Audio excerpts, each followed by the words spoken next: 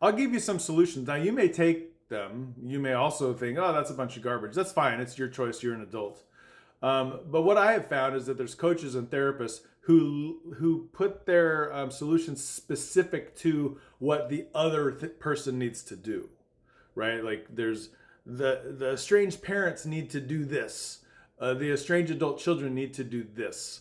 And those people can exist in the world. I'm just going to give some solutions on generally what I think would be useful to help heal no contact. Here's a solution: watch what you say. And I don't mean that just kind of cliche. I really mean watch what you say when you make social media posts.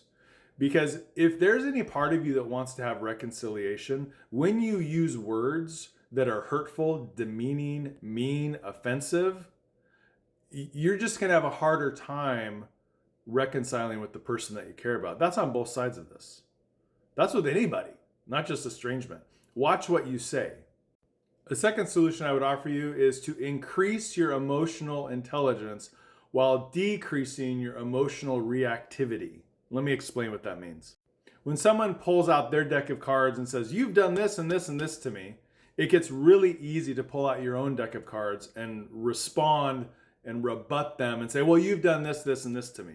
That is low emotional intelligence. And trust me, it's hard, especially on this app or on social media. When someone says something about me personally, who doesn't know me, my initial reaction is to get defensive and want to strike back at them. So I understand the feeling of that. That's low emotional intelligence. So instead of reacting to that, my suggestion, my solution for you is to listen to it and then process it through. Think, is what this person's saying, is there any kind of kernel of truth in there?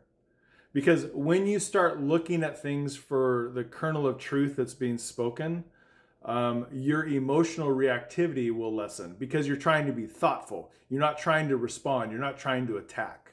So there's lots of solutions out there, but these have been on my mind recently. And so a final one that I've been thinking of is self-reflection. It's like, when was the last time you actually looked at what you were posting and what you were agreeing with and the creators that you're following? Because if you're just following creators that agree with your confirmation bias about it's therapists creating estrangement, all parents are responsible for estrangement, like if you're just following people that say those kinds of end of the spectrum things, that's what your algorithm is going to be filled with. And so that's just going to feed your belief on things. And so I think self-reflection becomes very important when we're dealing with difficult things like estranged relationships.